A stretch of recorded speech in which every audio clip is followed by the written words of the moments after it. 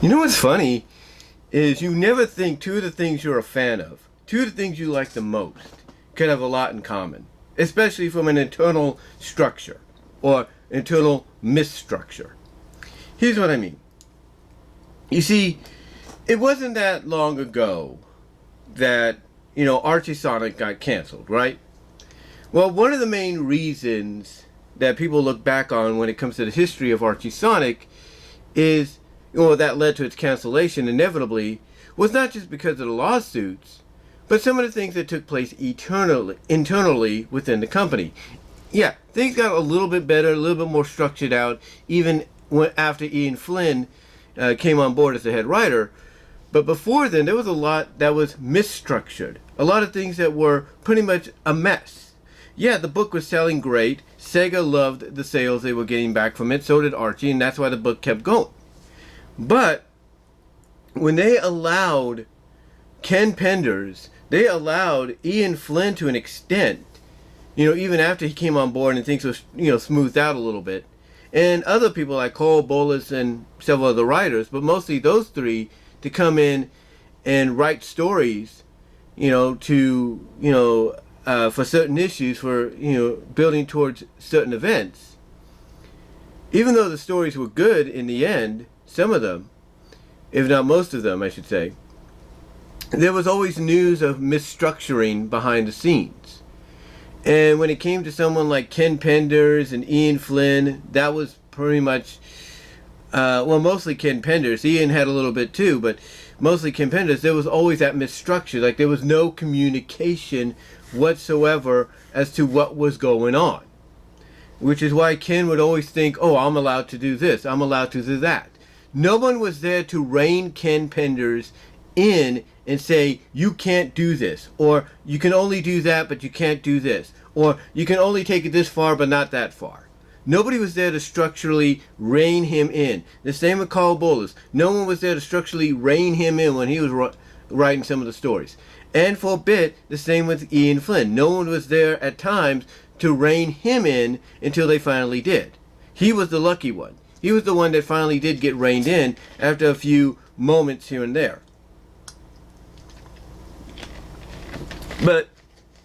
But Ken and Carl mostly were ones that didn't have that structure, which is why there was no communication between the sides, which is why certain things happened when they shouldn't. I mean, the slap 134, issue 134, could be debated as to who was behind that, who was responsible for it, and why it took place and why it shouldn't have took place. There's always going to be that debate of who was responsible in the end. A lot of stuff, a lot of things happening, behind the scenes that had they had someone to rein them in, probably wouldn't have happened as badly, if at all. But because of the misstructure, they had to clean things up internally once Ken was gone, once Carl was gone, once other people were gone, and Ian Flynn and others were brought in. And like I said, yeah, Ian and his team had to be reined in after a bit, but at least they were able to be reined in, in enough time to where they were able to follow the structure they were given. And whether you agree with that structure or not, at least it helped the book, stay afloat for a little longer. Whether or not you agree with the decisions that they make from a story perspective or you don't. But why do I bring this all up? Well, it's mainly because when you look at what's going on right now in AEW, apparently there's some misstructure going on. Yeah, there are some attempts right now to get things structured once again. Tony Khan putting certain people like Daniels in charge of a certain department, Madison Rayne in charge of a certain area. This person's someone like Pat Buck and Sanjay Dutt and all of them. He's putting them in charge of certain, parts of, the backstage area, like training, coaching the women. That's Madison Rayne's area where she helps out in. Daniels, head of talent relations and other places. That's his deal. Sanjay Dutt, same thing. Booking, agents, going over matches. At least he's trying to create a structure, but there's still a bit, if not a lot, of destructure, overlapping it. In other words, the structuring is being built, to basically trying to keep things organized, but the disc structure is overlapping that, more so. In other words, it's like 20% of it, 25% of it is structured right now to where it's a little organized, but the 75% of it is not. And this all has to do with Tony Khan. Tony Khan basically, it seems in the eyes of a lot of folks now, especially when you look back on what a lot of people have said, whether they said the things because it's part of their character's work shoot promo, like what MJF did a couple months ago, what Big Swole said after she was let go, along with a few others that have said something similar. And now you got a situation with CM Punk and all the news and information coming out from that. And it makes you wonder why Tony Khan hasn't gotten a grasp on all this. Why he's only starting now to slowly get a structure built to organize things. And the way I look at it, it's the fact, and I'm sure others have pointed this out, but it's pretty much the fact that Tony Khan is allowing his wrestling fan side of him, his wrestling fan persona, to be more dominant than his business side. Remember, MJF, work shoot promo or not, some truth to it, if not a majority of truth in that or not, basically called Tony Khan a major wrestling mark. That's what he called Tony Khan. And it looks like part of that is true. I mean, look at the Jonathan Gresham deal.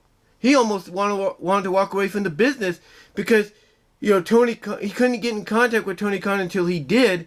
And when he voiced his opinion, it's like, even he basically in his own way acknowledged there was no structure.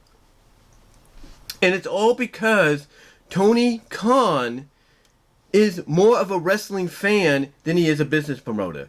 Now, some might say, well, that's great. Being a wrestling fan is great. He knows what the fans want.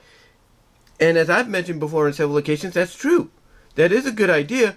But if you're going to have your own promotion, along with that, then you need to know how to balance both sides of that spectrum. You need to know how to balance both sides. You need to know how to balance your fan side and your promoter side and try to see how you can meld them to work evenly together. You got to find a way to fuse them together into one entity so you can have a perfect balance. Right now, Tony Khan's not doing that. All Tony Khan is doing right now in front of the whole world, from these various reports and things that have come out beforehand, all he's doing is letting his wrestling fan side, take control. According to a lot of people, all we're seeing from Tony Khan is, we got CM Punk and John Moxie. Let's put that match on next week. Let's make it a 60-minute Iron Man match. The flips to the king. It's going to be so awesome. That's all they're seeing out of Tony Khan. That's all they're seeing. We're going to get Tony Storm and Thunder Rosa probably all out, right? Tony Khan will be like, oh boy, let's do it again with Rosa and Storm. That was such a good match. Let's do it again. Have more flips to the king. Whee! That's all they're seeing. That's all they're seeing from Tony Khan. They're seeing the wrestling fan come out going like, yay! They're not seeing someone taking this seriously. And sooner or later, what's going to happen is a lot of this information, whether it dies down and things get smoothed out, which hopefully they will eventually. But if this starts to get out more so, especially with Warner Brothers Discovery, breathing down their neck, they're supporting them and everything, but once they hear about stuff like this, they're going to be like, yeah, we like what AEW is doing, but do we like the guy that's running it? Are we sure about the guy that's running it? They may not be cool with that. Warner Brothers Discovery may go to Tony Khan or even his father and say, Mr. Khan, can you get your son removed as owner of this company? Get somebody else in charge like yourself, or maybe sell the company to us? They may suggest that if Tony Khan doesn't get his act together. If he doesn't. Because the more, what's the word I'm looking for? The more distrust, the more, I guess you could say, dilution of, what the locker room is supposed to be in the eyes of a lot of folks, especially the fans. The dilution of that, it's going to keep becoming more and more and more. And nobody wants that. Nobody wants that whatsoever.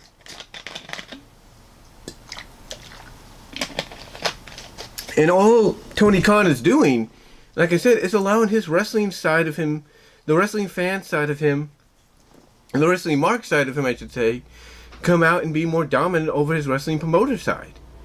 And he can't allow that. He can't allow that. I mean, look, Triple H is a wrestling fan. He's also been a wrestler, and he knows how to promote. He's got a perfect balance because he has the experience. And that's another thing people have to wonder. Is Tony Khan getting nervous? It's like I said in the video I did before work.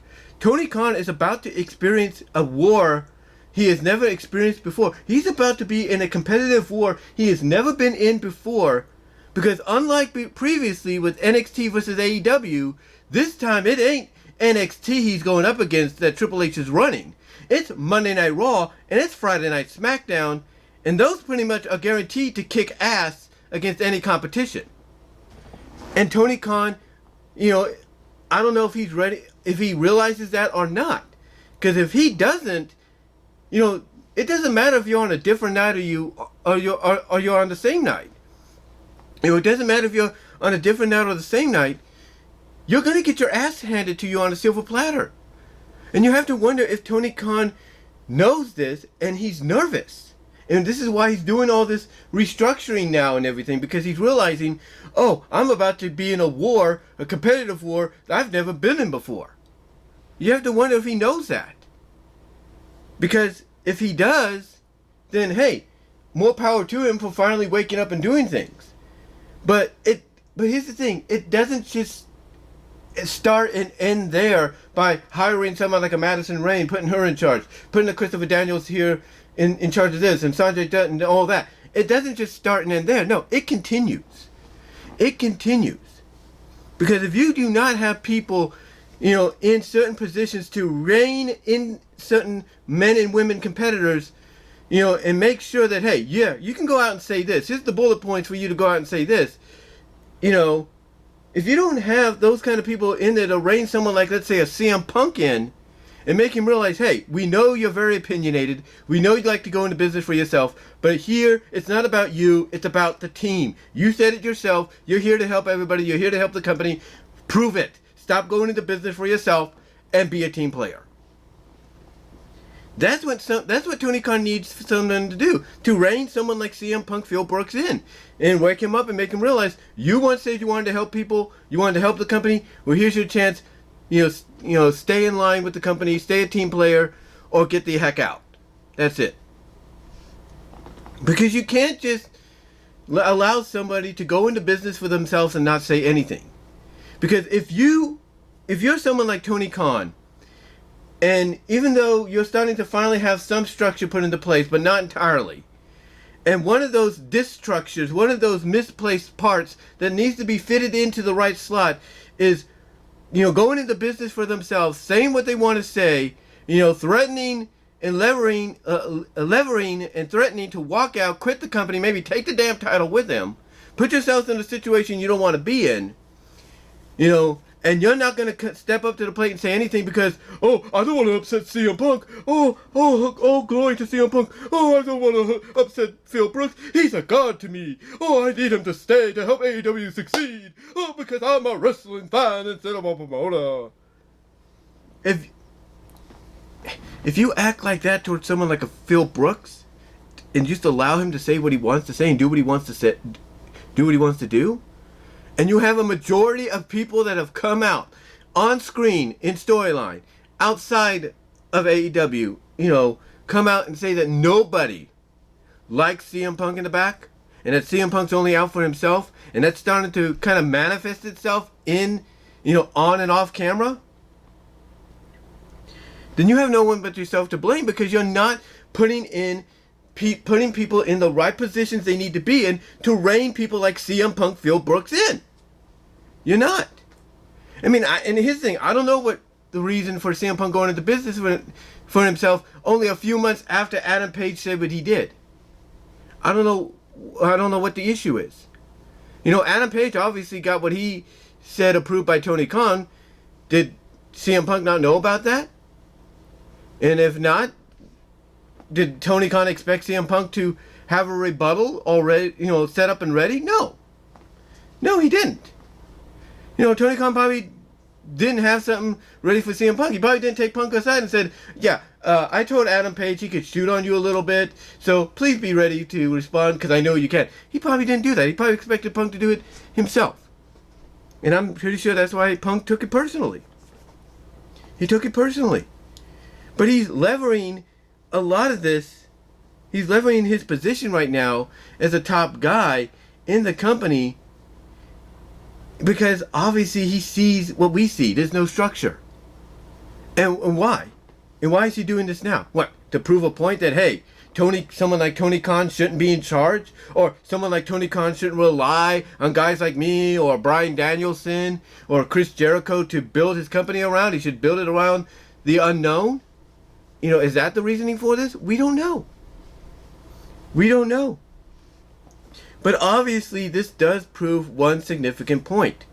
Tony Khan needs to stop being a wrestling fan. He needs to, his father basically needs to take him upside his head and go smack and say, Tony, wake up out of your fantasy. You are a wrestling owner, promoter, businessman, not a fan. Grow up. That's what people probably think his father needs to do. Because like I said, Warner Brothers Discovery, they start hearing about this stuff more so than we are. You think David Zaslav's going to want to deal with AEW much longer? You think Kathleen Finch is going to want to deal with AEW much longer? No. They're either going to tell Tony Khan's dad, hey, take this company away from him, give it to somebody else, or, you know, put it out of business, put it out of its misery, or heck, sell it to us. We don't care. Just keep this guy out. But he's not acting like a promoter. He's acting like a damn fan. You know, do you think anybody wants that to potentially happen? No, but because Tony Khan needs to wake up. Nobody wants to see Warner Brothers Discovery become the owners, or Tony Khan's dad remove him from power and put somebody else in charge, or even close down the company entirely. They don't want any of those options. They want Tony Khan to wake up and realize it's time to grow up.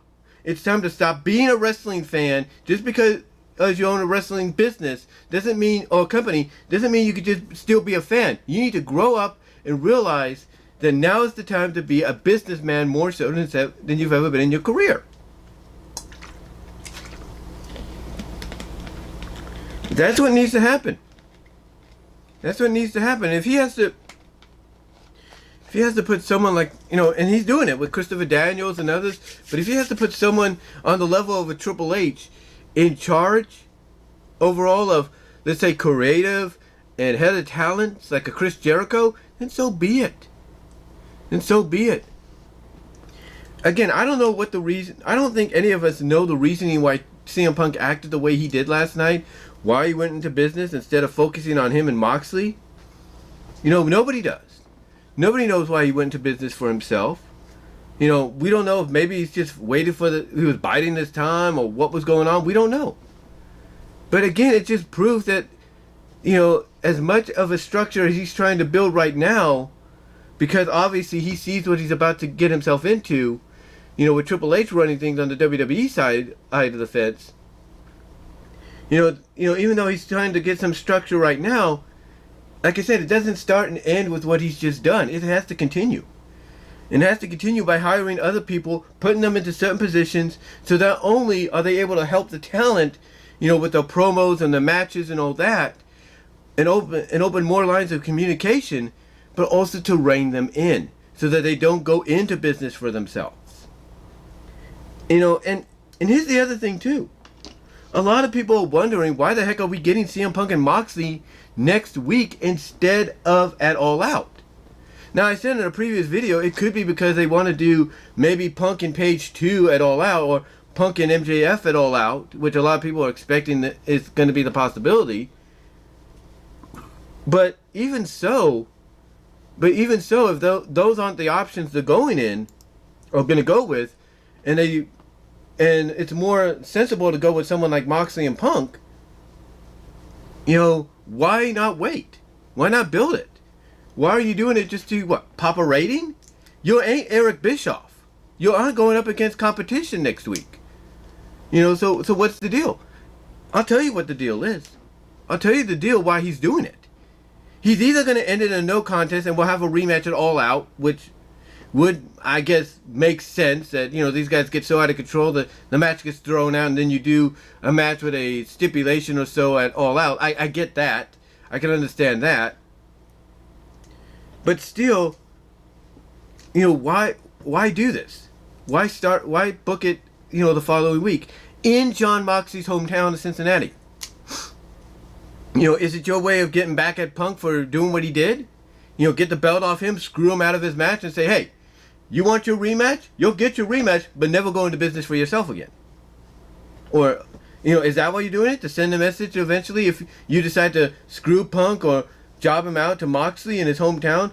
You know, is that your way, Tony Khan, to send a message of, hey, you don't go into business for yourself? I don't know. You know, I don't know what the issue is. I don't know what the reasoning is.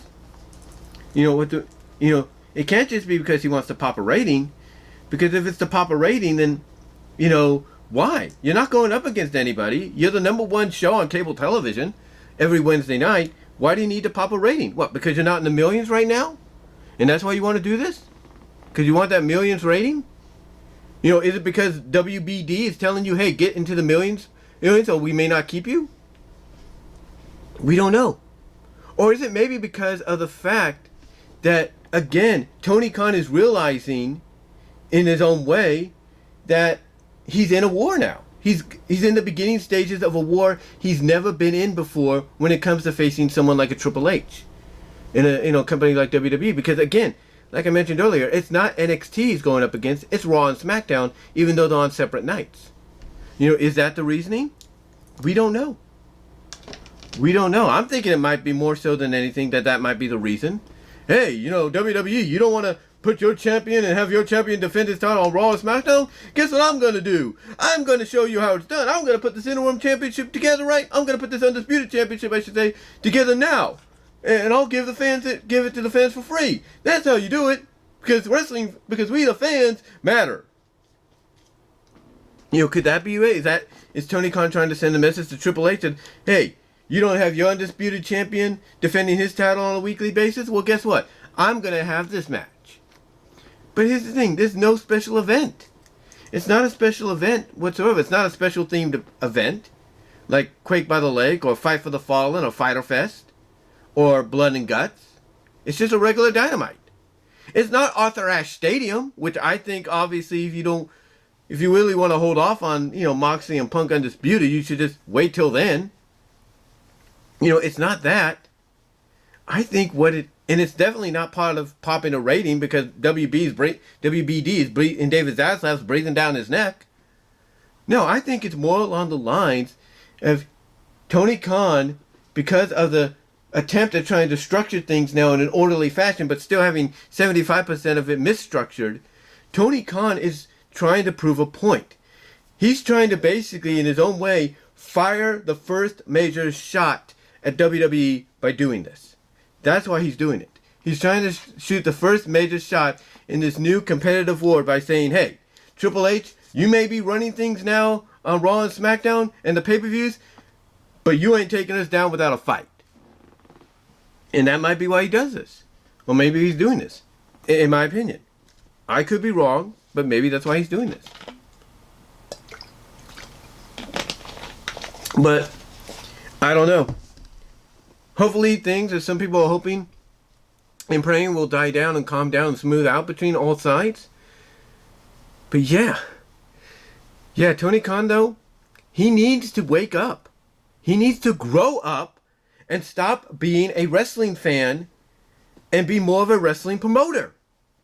If not, again, like I said, what could potentially happen is word could get out to WBD and David Zaslav and Kathleen Finch, and they could either suggest, you know, Tony's father take him out of the position of power and put somebody else in charge, or sell it to them, or even just shut the company down entirely because there's no structure. And I don't think anybody wants that. I don't want that. Because what does that do for the wrestling business? Nothing. It hurts it. But, you know, here's the thing. What happened with Punk last night, you know, that's on Tony. That's on Tony because obviously with the Hangman Adam Page promo, work shoot promo that he did on Punk before the match at Double or Nothing, even though he probably got that approved by TK didn't, run it by CM Punk. And I'm guessing because as a fan, he's hoping CM Punk would be on the ready, would be on the ready no matter what. We don't know. But let me know what your guys' thoughts are. What do you think of the situation with CM Punk and him doing what he did, as well as how it relates to what everybody has said about the backstage situation? That there is nothing more than misstructure, more so than there is structure, period. And do you think this paints Tony Khan in a bad light? That because of the fact that he acts more as a fan than he does as a promoter. Let me know what your thoughts are. Comment below. Live chat during the premiere. Like the video. Super chats, super stickers are open during the live chat of the premiere. Super thanks afterwards as well. And also check me out at BW Wrestlers Discussions, all your favorite audio podcast locations except for Pandora. And check me out at my Teespring store as well. And at Venmo at Brian-Warmer-2 and at Cash App at BW Wrestlers 98. And check out my content at VENMO as well. But guys, let me know what your thoughts are. And I'll talk to y'all later.